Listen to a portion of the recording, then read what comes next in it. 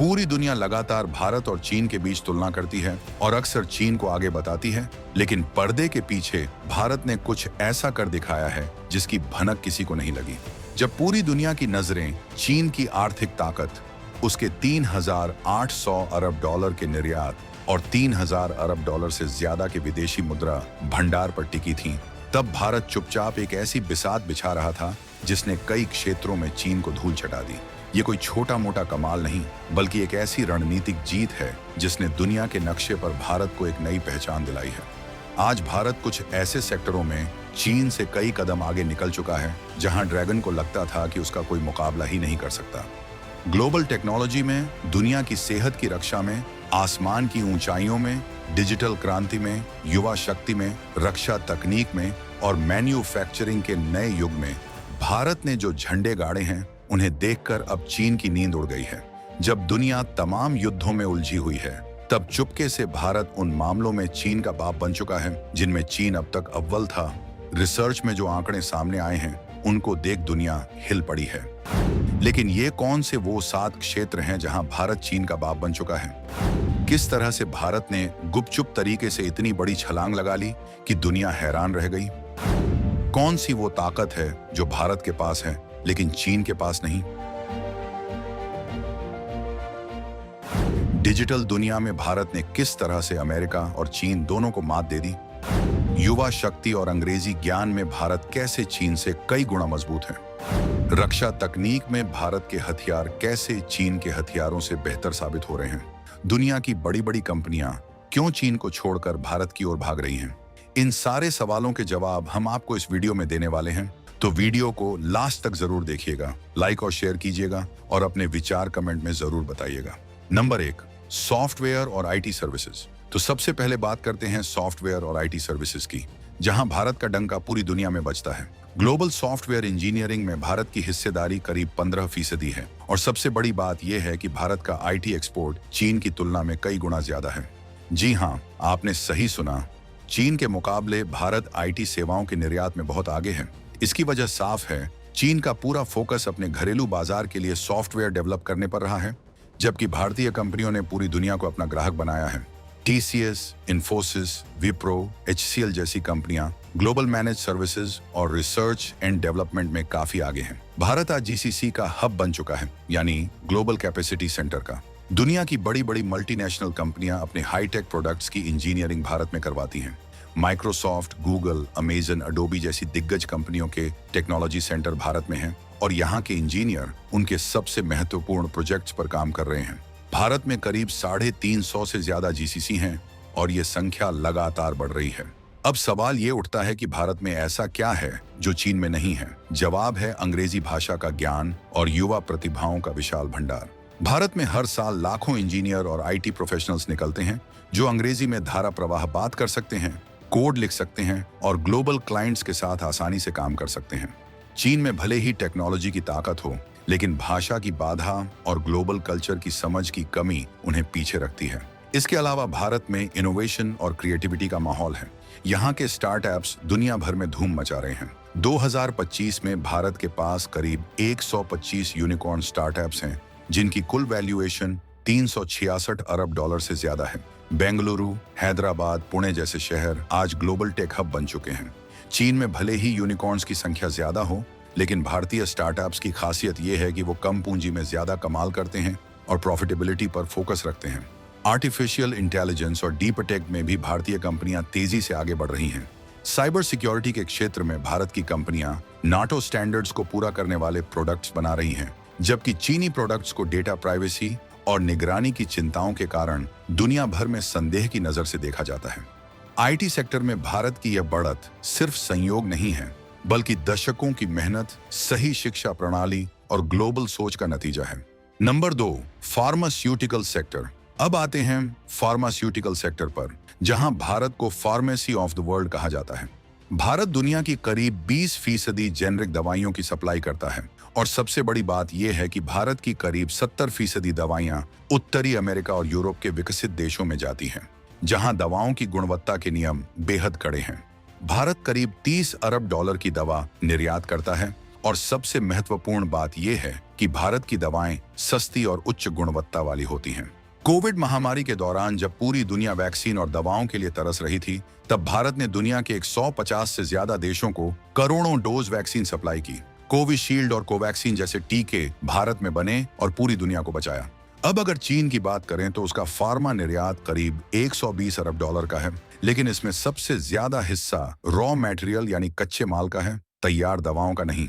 चीन active pharmaceutical ingredients यानी API का बड़ा उत्पादक है, लेकिन जब फाइनल मेडिसिन की बात आती है तो भारत की पहचान कहीं ज्यादा मजबूत है। भारत की फार्मा कंपनियां जैसे सन फार्मा, डॉक्टर रेड्डीज, सिप्ला, ल्यूपिन, टोरेंट फार्मा दुनिया भर में अपनी धाक जमा चुकी हैं। अमेरिका के एफडीए यानी फूड एंड ड्रग एडमिनिस्ट्रेशन से सबसे ज्यादा अप्रूवल पाने वाले प्लांट भारत में ही हैं। यूरोपीय मार्केट में भी भारतीय दवाएं अपनी साख बना चुकी हैं।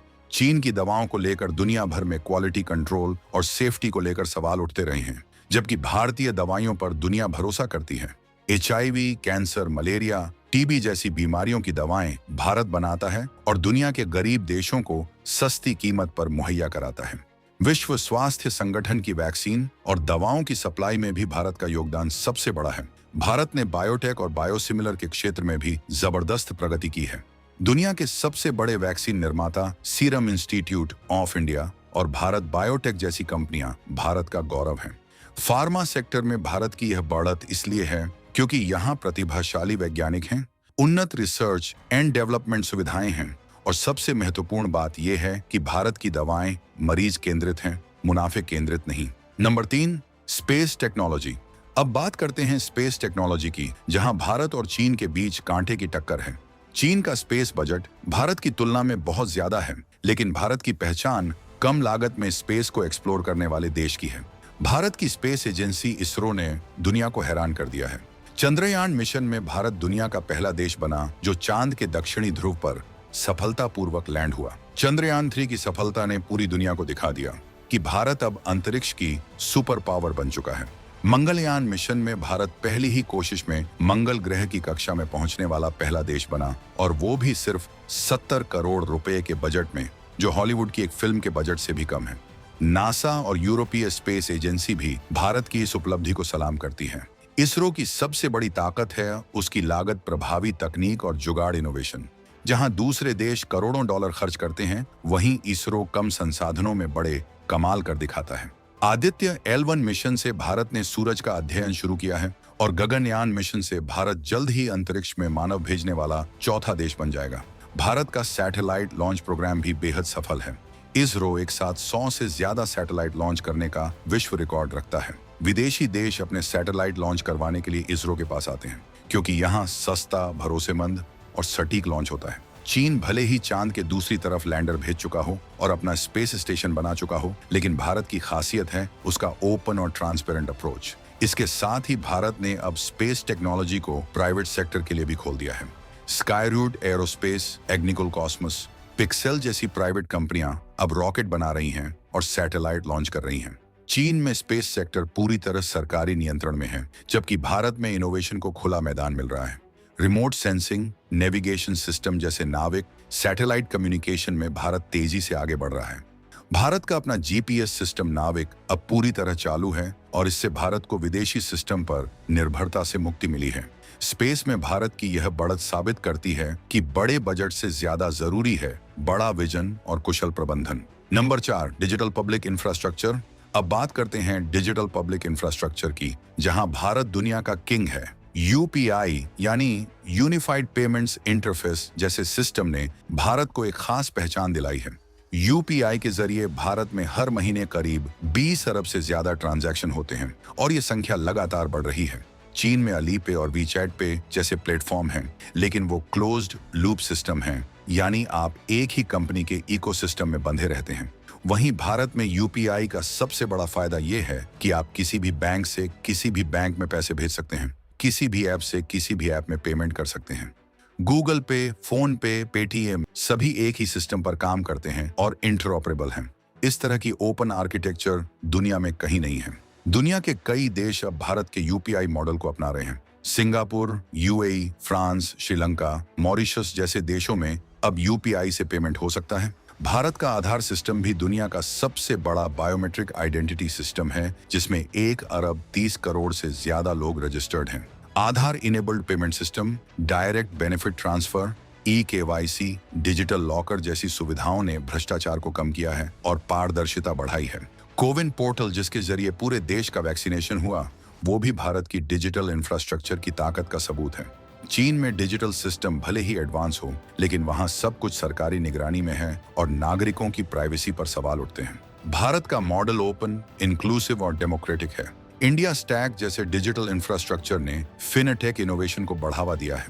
भारत में 300 से ज्यादा फिनटेक यूनिकॉर्न्स और स्टार्टअप्स हैं, जो दुनिया भर में अपनी पहचान बना रहे हैं। डिजिटल इंडिया कार्यक्रम ने देश के सबसे दूर-दराज इलाकों तक इंटरनेट और डिजिटल सेवाएं पहुंचाई हैं। गवर्नेंस, हॉस्पिटल, पाठशाला, डिजिलॉकर जैसी सेवाओं ने आम आदमी की जिंदगी आसान बनाई है। चीन में सरकारी सेवाओं का डिजिटलीकरण हुआ है, लेकिन भारत का मॉडल ज्यादा इंक्लूसिव और सशक्त है, क्योंकि यहाँ डिजिटल इंफ्रास्ट्रक्चर को पब्लिक गुड की तरह ट्रीट किया जाता है, किसी कंपनी की प्रॉपर्टी की तरह नहीं। नंबर 5, डेमोग्राफी और अंग्रेजी ज्ञान। अब आते हैं डेमोग्राफी और अंग्रेजी ज्ञान पर, जो भारत की सबसे बड़ी ताकत है। भारत की 1/3 आबादी 15 साल से नीचे की है और मीडियन एज यानी औसत उम्र केवल 28 साल है। वहीं चीन तेजी से बूढ़ा होते जा रहा है। वहां की मीडियन एज 38 साल हो चुकी है और आने वाले दशकों में वहां कामकाजी लोगों की संख्या लगातार घटेगी। चीन की 1 चाइल्ड पॉलिसी ने उनकी जनसंख्या को इतना असंतुलित कर दिया है कि अब हर 4 बुजुर्गों के लिए सिर्फ एक युवा कामकाजी व्यक्ति होगा। इससे चीन की अर्थव्यवस्था पर भारी बोझ पड़ेगा। वहीं भारत में आने वाले 30 सालों तक युवाओं की संख्या लगातार बढ़ेगी और ये डेमोग्राफिक डिविडेंड भारत को विश्व की सबसे बड़ी अर्थव्यवस्था बनने में मदद करेगा। भारत की दूसरी बड़ी ताकत है अंग्रेजी भाषा का ज्ञान। अंग्रेजी आज दुनिया की सबसे महत्वपूर्ण भाषा है और भारत में करीब 20 करोड़ लोग अंग्रेजी बोल और समझ सकते हैं। चीन में अंग्रेजी बोलने वालों की संख्या बहुत कम है और इससे उन्हें ग्लोबल बिजनेस और सर्विस सेक्टर में नुकसान होता है। भारत के युवा legal services, accounting, consulting, customer support, business process outsourcing जैसे क्षेत्रों में दुनिया भर में अपनी सेवाएं दे रहे हैं। भारत का सर्विस सेक्टर GDP का 55% से ज्यादा हिस्सा है और लगातार बढ़ रहा है। चीन का सर्विस सेक्टर अभी भी GDP का 41% से कम है। भारत के युवा ग्लोबल कंपनियों में टॉप पोजीशन पर हैं। Google, Microsoft, IBM, Adobe, Starbucks जैसी दिग्गज कंपनियों के CEO भारतीय मूल के हैं। ये भारत की प्रतिभा और शिक्षा का सबूत है। भारतीय institute of technology, Indian institute of management जैसी संस्थाएं दुनिया की टॉप रैंकिंग में हैं और वहां से निकलने वाले स्टूडेंट्स ग्लोबल लीडर बनते हैं। चीन के स्टूडेंट्स भले ही टेक्निकल नॉलेज में मजबूत हों, लेकिन उन्हें ग्लोबल कम्युनिकेशन और लीडरशिप स्किल्स में भारतीयों से पिछड़ना पड़ता है। भारत की डाइवर्सिटी भी इसकी ताकत है। यहाँ अलग अलग भाषाएं, संस्कृतियां, धर्म हैं और इससे लोगों में एडेप्टेबिलिटी और ओपन माइंडेडनेस आती है। चीन में एक तरह की एकरूपता है जो क्रिएटिविटी को सीमित करती है। भारत की युवा आबादी, अंग्रेजी ज्ञान और ग्लोबल माइंडसेट उसे अगली सदी का सुपर पावर बनाएंगे। नंबर 6, डिफेंस टेक्नोलॉजी और ड्रोन वॉरफेयर। अब बात करते हैं डिफेंस टेक्नोलॉजी और ड्रोन वॉरफेयर की, जहां भारत तेजी से आगे बढ़ रहा है। भारत का डिफेंस सेक्टर अब आत्मनिर्भरता की ओर तेजी से बढ़ रहा है। BrahMos cruise missile, Pinaka rocket system, Tejas fighter jet, Arjun tank, INS Vikrant aircraft carrier जैसे हथियार भारत में बने हैं और दुनिया भर में इनकी मांग है। भारत अब हथियारों के आयातक से निर्यातक बन रहा है। फिलीपींस, वियतनाम, आर्मेनिया, मिस्र जैसे देशों को भारत हथियार बेच रहा है। DRDO और निजी कंपनियां मिलकर अत्याधुनिक हथियार विकसित कर रही हैं। भारत की सबसे बड़ी ताकत है रिलायबिलिटी और क्वालिटी। चीन के हथियारों के बारे में दुनिया भर में शिकायतें आती रहती हैं कि वो जल्दी खराब हो जाते हैं और युद्ध के समय काम नहीं आते। पाकिस्तान जो चीन से हथियार खरीदता है, उसे भी इन हथियारों की खराब क्वालिटी का सामना करना पड़ा है।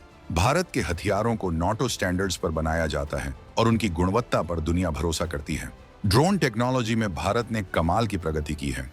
Idea Force, New Space Research and Technologies, Zen Technologies जैसी कंपनियां दुनिया को ड्रोन और एंटी ड्रोन सिस्टम सप्लाई कर रही हैं। भारतीय सेना ने आइडिया फोर्स के ड्रोन का बड़े पैमाने पर इस्तेमाल किया है और वो चीनी ड्रोन से कहीं बेहतर साबित हुए हैं। एंटी ड्रोन सिस्टम में भारत की कंपनियां radio frequency detection, GPS spoofing, high energy laser interception जैसी तकनीकें विकसित कर रही हैं। भारत को अब ड्रोन वॉरफेयर और साइबर सिक्योरिटी में चीन से कहीं ज्यादा भरोसेमंद माना जाता है, क्योंकि भारतीय सिस्टम में डेटा प्राइवेसी और सिक्योरिटी का पूरा ध्यान रखा जाता है। चीनी ड्रोन और साइबर सिस्टम को स्पाईवेयर और ट्रोजन का खतरा माना जाता है। अमेरिका और यूरोपीय देशों ने चीनी ड्रोन कंपनी DJI पर प्रतिबंध लगा दिया है, जबकि भारतीय ड्रोन को दुनिया भर में स्वीकार किया जा रहा है। भारत का IDX प्रोग्राम यानी innovation for defence excellence startups को डिफेंस टेक्नोलॉजी में काम करने का मौका दे रहा है और इससे भारत में एक पूरा डिफेंस इनोवेशन इकोसिस्टम बन रहा है। उत्तर प्रदेश और तमिलनाडु में डिफेंस कॉरिडोर बनाए गए हैं, जहां प्राइवेट कंपनियां हथियार बना रही हैं। Larsen and Toubro, Bharat forge, Tombow imaging जैसी कंपनियां अब हाईटेक डिफेंस प्रोडक्ट्स बना रही हैं। भारत के हथियार अब मेड इन इंडिया से मेड फॉर वर्ल्ड बन रहे हैं।